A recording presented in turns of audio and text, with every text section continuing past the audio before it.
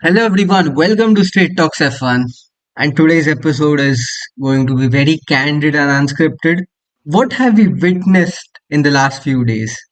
It's still something I'm recovering from. 24 hours of F1 mayhem, a driver transfer, one of the biggest ever driver transfers in F1 history, at least in recent history. And it happens within hours. Within a day, things go from rumor to reality and people don't get a chance to react or to understand what actually happened. I mean, Formula One's being really fast off track too. And what can we say about Lewis Hamilton? The man just cannot stay out of the spotlight, I would say. And now he's going to drive for freaking Ferrari. It's insane. Think about it. Stuff of fan fiction. It's one of the what if scenarios I would have thought. I mean, today's episode was going to be a what if scenario about Fernando Alonso, and now we have to talk about Fernando Alonso replacing Lewis Hamilton. Well, Hamilton driving for Ferrari, that's unreal. It is something that people would have fantasized about. People have thought about it, speculated about it for years now. And with every single year passing, it sort of felt like that would never happen. He's going to retire at Mercedes. He loves Mercedes. And suddenly, 2 seasons of struggles, and he decides, yeah, I'm out of here. So Hamilton in red, in the scarlet red Ferrari, it's something Ferrari fans are very confused about. They don't know how to react. As a Ferrari fan, I'm myself not able to digest the fact that Hamilton's going to drive for Ferrari. It will feel odd after seeing him in Mercedes colors for 11 years. It will be odd to see him drive in red, but it's still happening now. It will be a reality from 2025.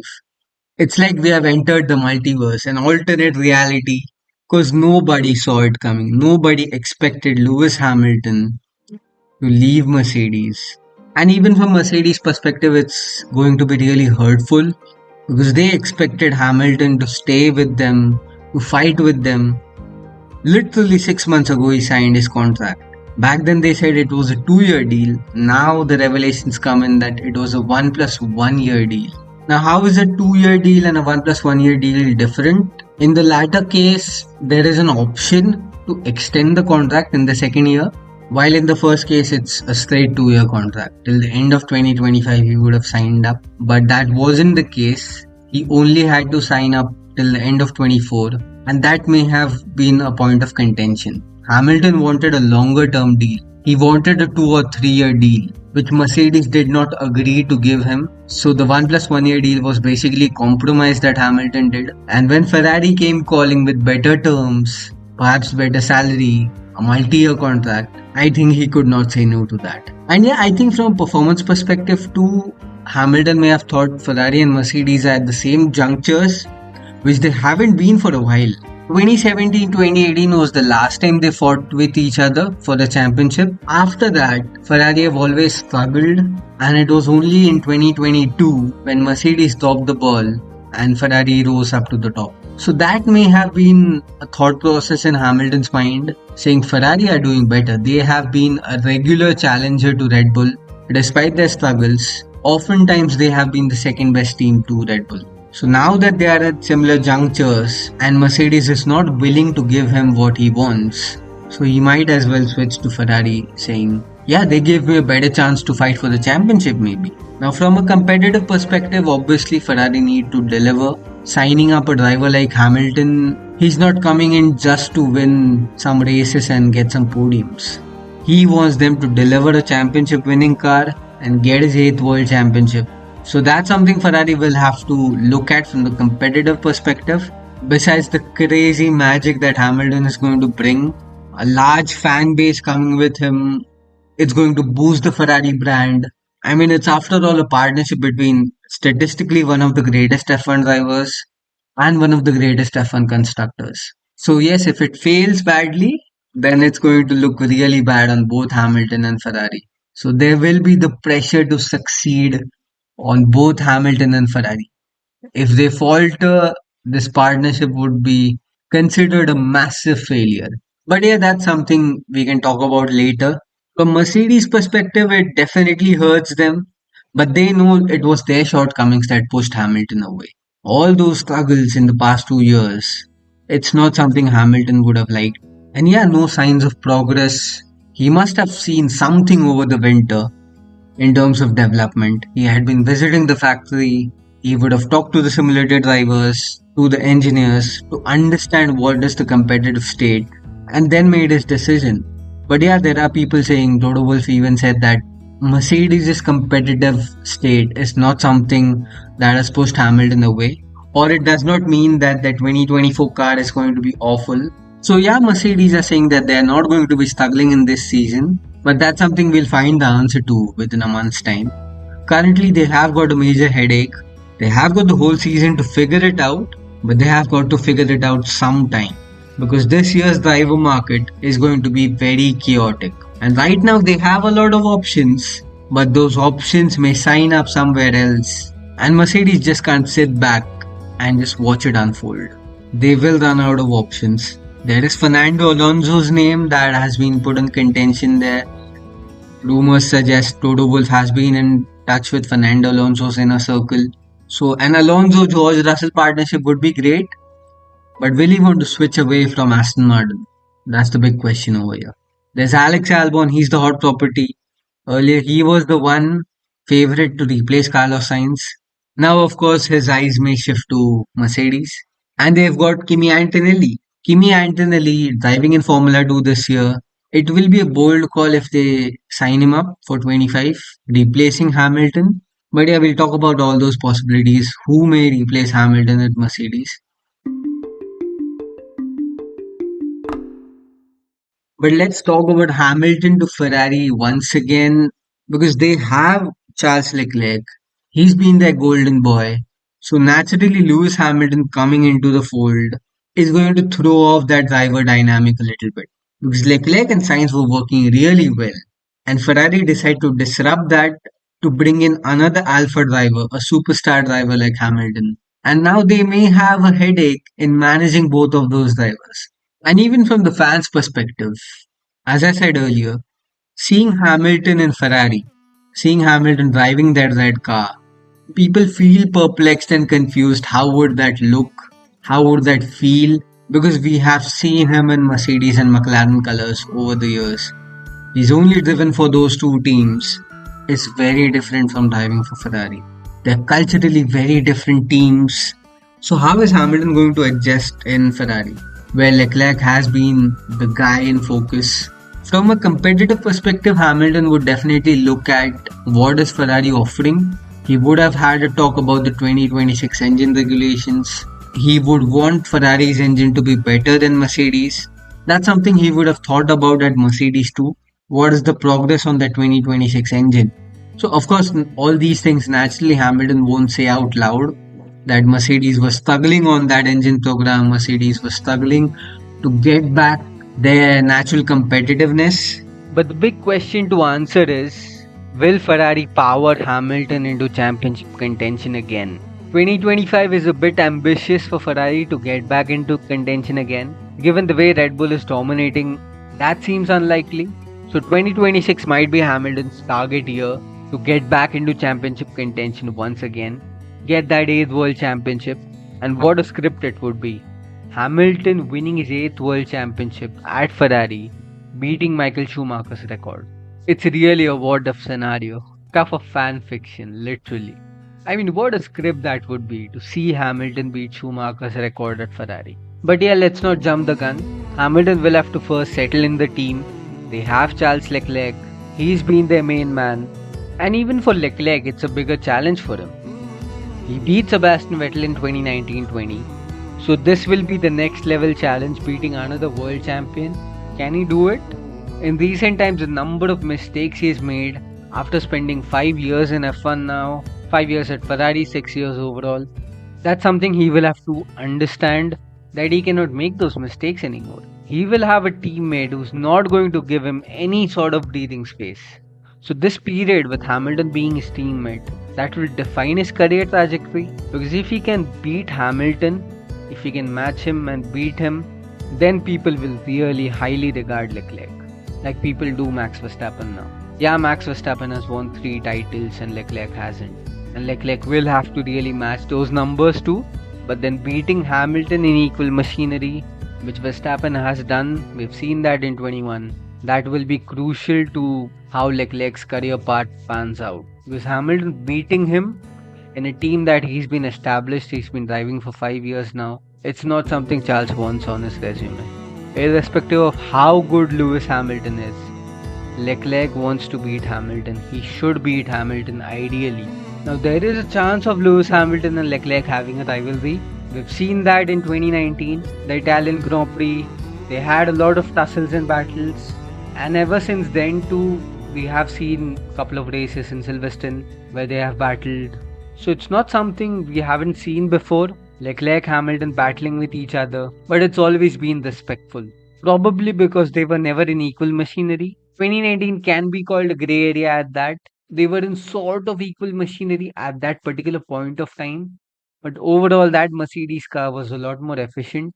Over the course of a season, Ferrari were never consistent as Mercedes. So that will change now with Hamilton coming to Ferrari. Both in equal machinery, they'll fight each other, and that can cause a lot of tussle. That can cause a rivalry we haven't seen before. Either it will be extremely respectful or it can blow up like Verstappen and Hamilton did. But yeah, let's see how that pans out. Leclerc, Hamilton, a teammate dynamic that I'm really interested to see. Everyone knows that, okay, this is the kind of teammate lineup one would want, any team would want, and Ferrari is going to give us that in 25. So whether it blows up or it becomes one of the most successful teammate partnerships in F1, that's something we'll all have an eye on. But Hamilton to Ferrari has shocked F1 to the core. People did not see it coming. People did not see him ditching Mercedes, and that's happened. Especially because 6 months ago he signed up that contract saying, I'm going to stay with this team. I want to revive this team. And now all that has changed. So it's definitely weird. It's definitely odd.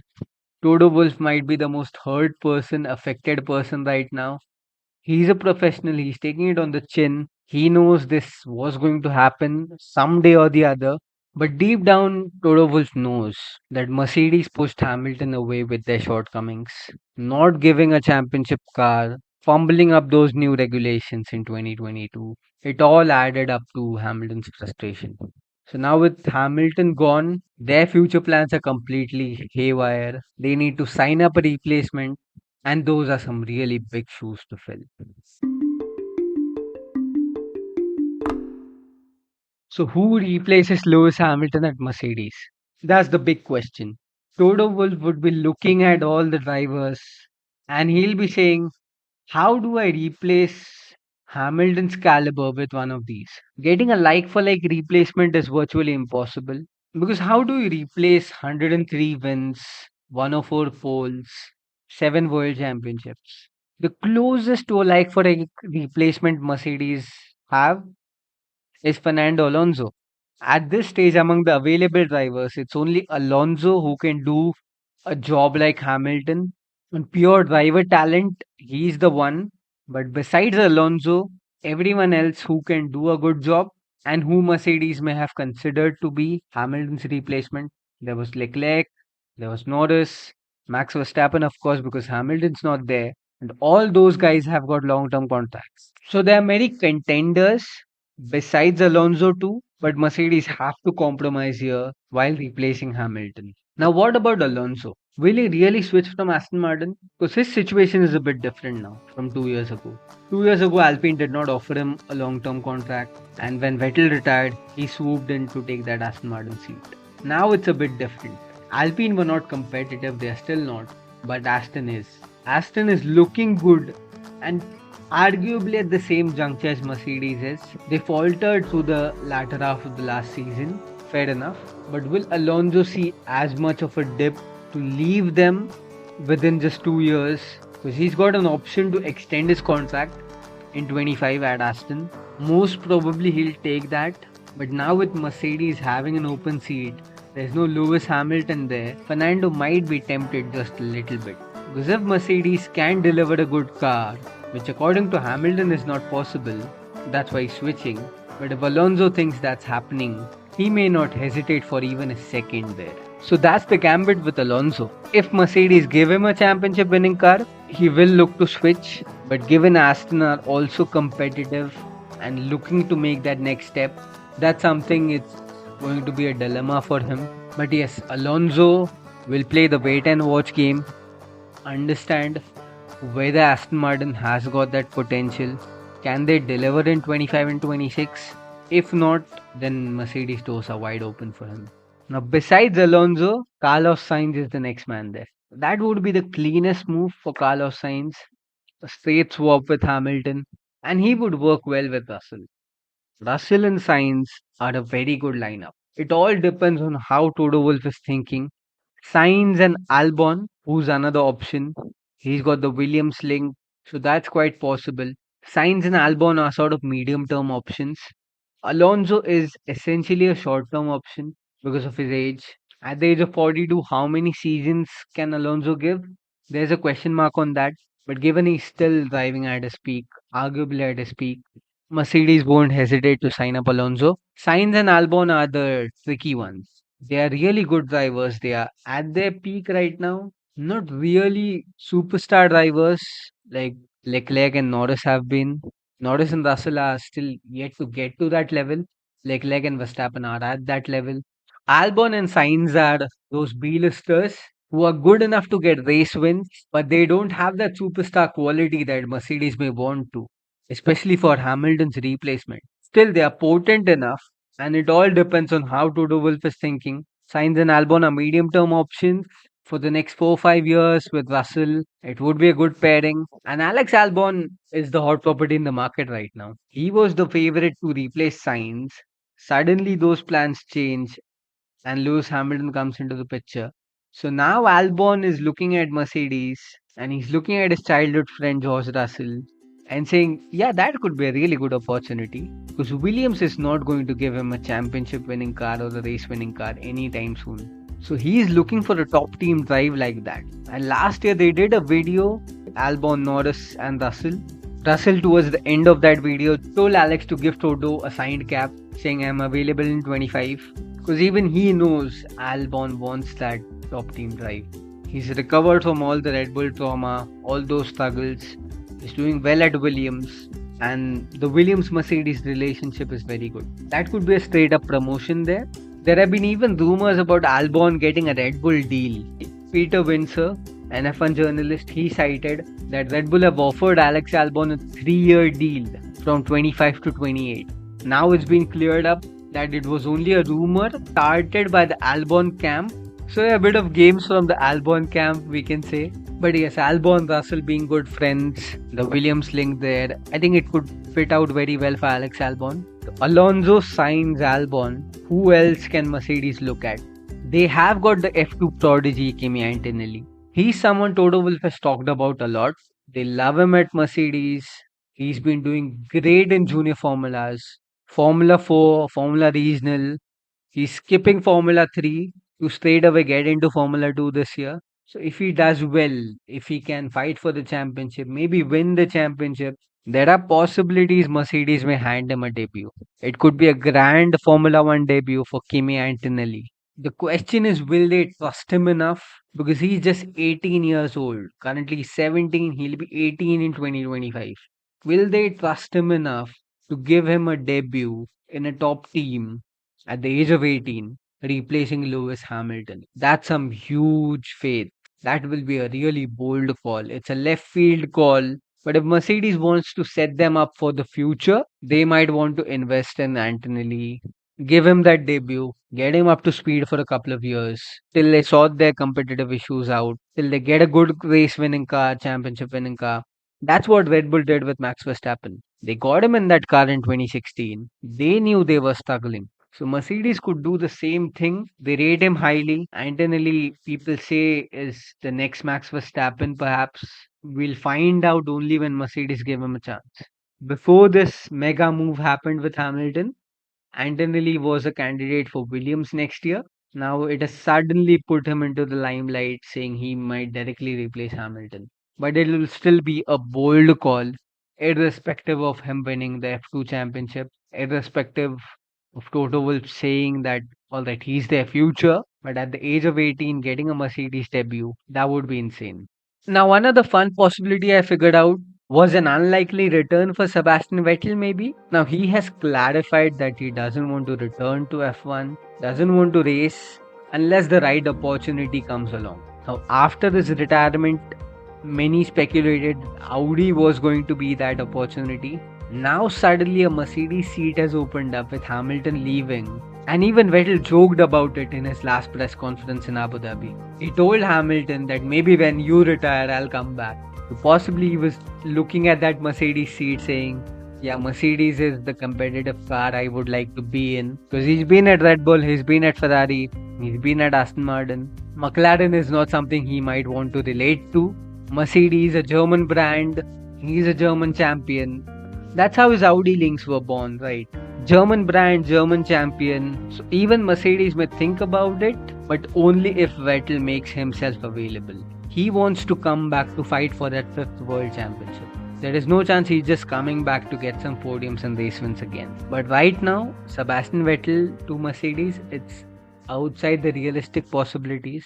Unless we see some sort of major developments, I don't think that's going to happen. But that's what people thought about Hamilton to Ferrari, and it happened within days, within hours. So let's see how that pans out. Now, what happens to Carlos Sainz? Yes, Mercedes is a good option for him. A straight swap with Hamilton would not hassle anybody else. But that's not the strongest option right now. Audi, Sauber, that's been the reported link for over several months now. Sainz to Audi, Sainz to Audi. Whenever Sainz's contract extension talks have come up in the media, that Audi link has been persistently there. So there's no smoke without fire, right? There has to be something going on there. Now that his Ferrari contract is going to get over at the end of the season, he will seriously talk to Audi. He will seriously talk to Sauber. He's got Andreas Seidel over there. His dad drives for Audi. But the risk at Audi is they are not going to be competitive right from the word go. It's not as if they hit the grid in 26 and develop a championship winning car. So Sainz has got to assess that risk over there, that he may have to wait to be competitive again. He may be stuck in that midfield loop again because currently Sauber is nowhere. Frankly speaking, competitively, Sauber is in a very difficult situation and Audi is coming in 2026. It's just 2 seasons remaining. So how much of an impact their engine can bring, how much of an impact can they bring aerodynamically, they have to rely on Sauber to make some progress in the next 2 seasons. So that may just set him back a little bit. Carlos may think twice about the competitive aspects of Sauber. He will certainly be the lead driver over there, but that's not something he would want to wait for too long to get into a race winning machinery again. So what are his other options besides Audi? Now there is the Red Bull seat. Sergio Perez has got his contract expiring at the end of the season. They may choose to renew it, but if they don't, that seat is open. It's a race winning, championship winning car. Why would Sainz not choose it? Unless he's got very strong reasons. People are saying he does not want to be a number 2. He's got some relationship issues with Max Verstappen. Last time he was teammates with him in Toro Rosso in 2015, so that's a long way back. It will be a decade since then now. So it's something Sainz will have to think practically about, because Red Bull is his best chance to get into competitive machinery right away, leaving Ferrari. And he's not a bad driver compared to Max Verstappen. He certainly won't be halfway behind like Sergio Perez is. He can match. He's got the potential to match Max Verstappen or perhaps be just close to him. And that's what Red Bull would want.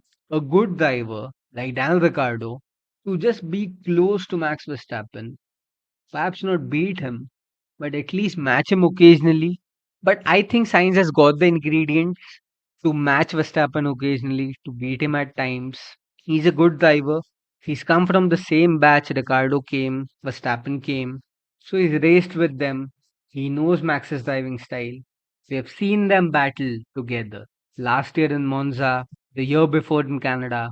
So that would be a really good driving lineup. And Red Bull don't explicitly say that Perez is a number two. So the argument that Sainz does not want to be a number two driver, that may not have any ground as such, because Red Bull don't consider Perez as a number two driver. Yes, his performances relegate him to be a number two driver. That's a different conversation. But if Red Bull sign up Sainz, they are not going to tell him, okay, you are the wingman to Verstappen. Definitely not. If he can beat Verstappen, if he can match Verstappen on merit, even Max would relish that kind of challenge. Why not? Naturally, Max Verstappen is the better talent. He's the more talented driver, better skilled than Carlos Sainz. So over the course of a season, Max would certainly would like to edge him out and will edge him out. That does not take away the fact that Carlos Sainz may be interested in taking that Red Bull seat, given that he comes from the Red Bull family. Yes, the relations may have soured over the years, but even Ricardo's relations soured, and look how those have mended up well. So yeah, Carlos Sainz might be the next Red Bull returnee. Right now, that possibility is unlikely, 30-70 I would say, but it cannot be ruled out. Now, Aston Martin is a possibility for Sainz too. Contingent Alonso moves to Mercedes, or perhaps Lance Stroll decides to move over, or retire, or do something else. But yeah, Aston Martin might be a really good possibility over there. Just like Mercedes, they are at a similar juncture. So Sainz won't hesitate to take up Aston Martin. He certainly wanted to stay at Ferrari. That's why he was looking for a long-term deal. Of course, Hamilton coming into the picture, it wasn't going to be possible. Sainz has sort of made it a home for himself, working well with Leclerc. It was his dream to drive at Ferrari. Unfortunately, it's going to come to an end now. But yes, he's going to be a big player now in the driver market, for sure. As I theorized in the previous episode, Sainz could be the key player in the entire silly season this year. Depends on where he moves, the other dominoes will fall. Now that he has to move with Hamilton moving away, that Mercedes seat is come into question. So wherever Sainz moves, he will replace someone, and that's going to cause a chain reaction for sure. All the driver market chaos, silly season chaos begun with Leclerc, Norris signing up, and then Hamilton's big move. So amid all that, another news came out about Andretti-Cadillac being rejected by Formula One. That's something that really pissed people off more than the Madrid GP announcement, because it was the nature of that rejection. FIA had approved it 3 months ago, and Andretti had begun work on their car. They were looking for 2025 or the 2026 entry. And here comes the Formula One management. They reject Andretti in every single way possible. I mean, it sort of felt personal. That's what every F1 expert has been talking about. It is unreal to think about. Formula One thinks Haas is more competitive than Andretti. Yes, Williams and Alpha Tauri, now RB, they have developed themselves throughout the last season. They always are striving to develop themselves, even Sauber for that matter. Now Audi is going to take them over. So manufacturer coming in is something Formula One wants more and more. But then even Andretti have got Cadillac, big US automobile manufacturer with one of his brands who wants to enter Formula One, and one of the biggest names in motorsport, in American motorsport, Andretti. I mean, Mario Andretti is just one of the two Americans who win a Formula One World Championship. It's his name coming to F1. There's a lot of heritage there. They race in NASCAR, they race in IndyCar, and then Cadillac is going to come in 2028. And still F1 thinks that they are not going to add value. Unreal to think of. So Haas adds more value than Andretti Cadillac. It's weird to think that way. Now they also said that Andretti won't be as competitive, they feel. That they are hassling this process and they are hurrying their entry to get to Formula One, to get a share of that prize money, because teams' valuations have increased so much after Drive to Survive. The price pool has increased. There's a lot of money coming into the sport, and Andretti wants a share of that pie. And Formula One does not want that pie to get split into more halves. That's the reason they don't want an 11 team like Andretti to come in. So that's the main reason, obviously, but they haven't officially said that. The team owners, the team bosses have said it. Zach Brown explained it multiple times over the last year. Even Toto Wolff, Christian Horner, They commented on it. So it is essentially the teams pushing Formula One to say that we don't want to lose our revenue. We don't want our revenues to get smaller because Andretti comes in. From a competitive perspective, again, the claims that Andretti won't be competitive before even seeing them on the grid. I mean, I can understand where Formula One is coming from. A flurry of new teams had come in the 2010s, HIT, USF1, which did not materialize very well. There was Mana Marussia, which came later on. All these teams failed. They were backmarkers. They were not competitive enough.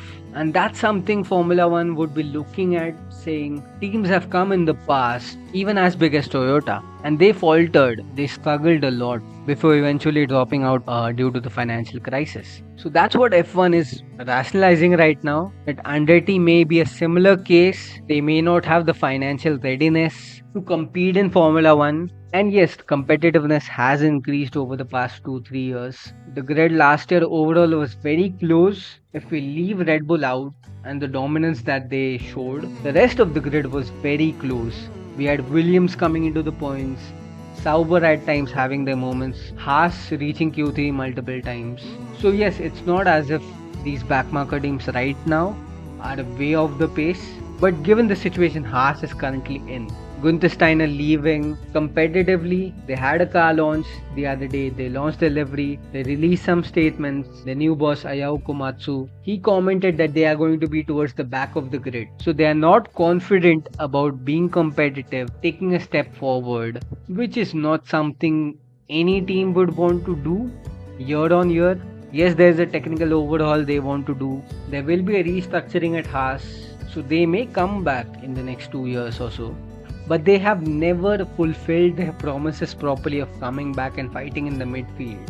It will be a decade soon, in a couple of years, of Haas entering F1. And Formula One saying that Haas is more competitive than Andretti will be. So the rationale doesn't fit that Andretti as an American team where they're preparing so much and they won't be competitive while Haas still continues to struggle in F1, it does not fit. Obviously, they cannot remove the existing teams, and Haas came under the Bernie Ecclestone era. Before Drive to Survive, before Liberty Media took over. So they may have just gotten through to the sport into the Bernie Ecclestone era and have now carried on. Liberty Media may think that okay, Haas is uncompetitive, but we cannot ask them to leave unless they wish to leave. So yeah, but it's still a very hard rejection for Andretti to swallow. Now, they have said that when Cadillac and GM make their engine in 2028, they would reconsider that entry in a better manner. So clearly, Formula One wants more brands, more manufacturers.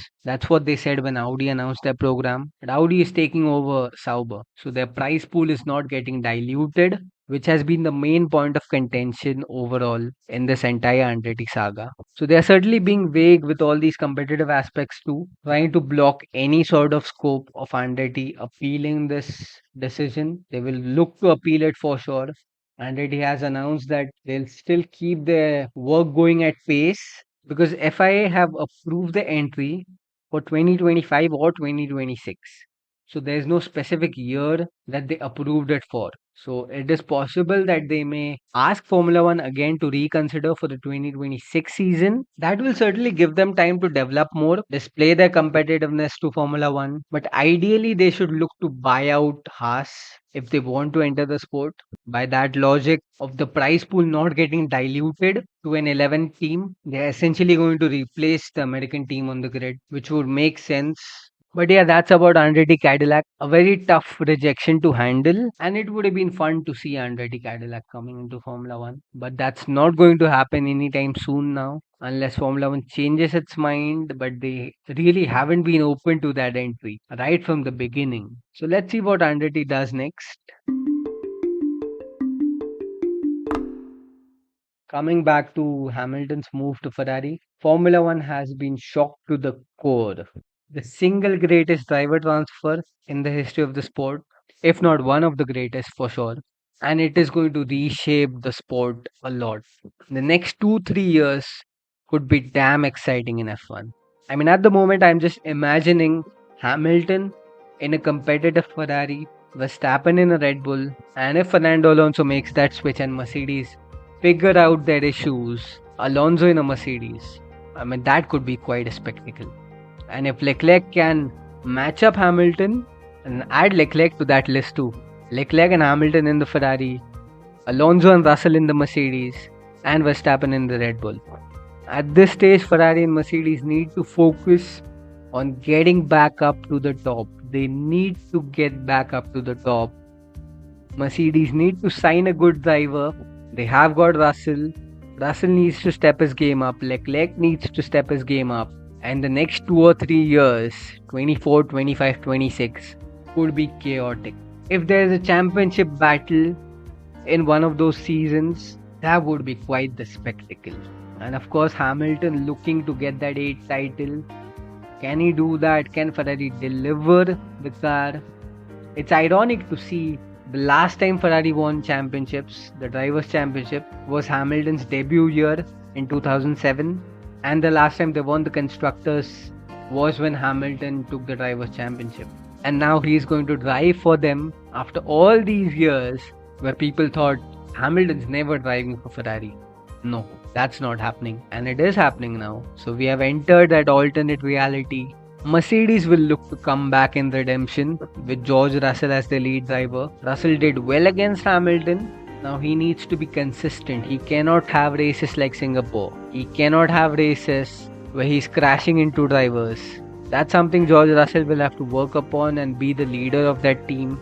And who will be his partner? That's a big question. Mercedes and Toto will look to solve as soon as possible. Those are big shoes to fill with Hamilton going away. Will it be Alonso? Will it be Albon? Will it be Sainz? Will they trust Kimi Antonelli? But that Mercedes seat opening up has opened up this driver market. This year's silly season could be one of the most crazy ones we have seen in recent years. So many drivers out of contract, so many seats up for grabs. There are all sorts of possibilities happening. With Hamilton going to Ferrari, anything can happen now. I'm not willing to rule out any sort of move, even if it's the most unlikely outside possibility. It has got some chance to happen. So let's see, fingers crossed, what happens. The car launch season has begun. Haas have already launched their car. Williams and Sauber are going to launch their car on the 5th.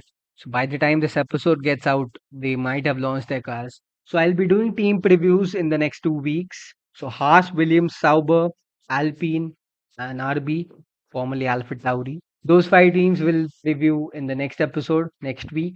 And after that, the top 5 teams: Red Bull, Mercedes, McLaren, Ferrari, and Aston Martin. It will be interesting to see which car launch Hamilton decides to attend. Ferrari has their car launch on 13th Feb, Mercedes on 14th Feb. But there are jokes about naturally he will attend the Mercedes car launch, but he will keep an eye on the Ferrari car launch too. He would want to see that Ferrari being better than Mercedes, hopefully, because that's what will set up Ferrari for the next 2 years. And any sort of championship hopes Hamilton has got with Ferrari, they are all dependent on Ferrari doing well this year. Yes, he's getting a good paycheck from them, but that hunger for the 8th title is unmatched right now. That's the reason Hamilton has switched to get that 8th title. He did not think it was possible with Mercedes. So he's given up and he's taken up that new challenge. It could be a double-edged sword. He knows Ferrari is very vulnerable, but when they do well, when you win in a Ferrari, when you win in that red car, people stand up and applaud, and there's just nothing else that can top that feeling. Winning a championship for Ferrari is an unparalleled feat. That's the reason Sebastian Vettel moved to Ferrari. That's what Alonso wanted to do.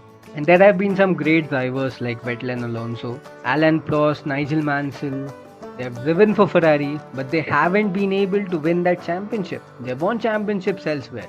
So that's something Hamilton may have to just look at. The championship success is not guaranteed at Ferrari, and even the greatest drivers falter there. And even if he wins one championship with Ferrari, that can supersede everything he's achieved in his career so far. Winning at Ferrari, winning a championship with Ferrari can supersede everything he's achieved so far. That 8th title could overshadow all his 7 world championships. Can he do so? Time will tell. But yeah, for now, people are just recovering and understanding how has this happened. And perhaps this 2024 season now becomes just a placeholder, just a stopgap year before the mega 2025 season comes in, where the big shuffle is really happening, materializing in reality. So fingers crossed we get an epic 2025 season with the championship battle, hopefully. Will 2024 be any good? Let's see. The preseason testing will clear up a lot of our answers, where which team is placed at. But yeah, the entire month of February, there's going to be a lot of chatter about the upcoming season. So stay tuned to the podcast. A lot of content coming up.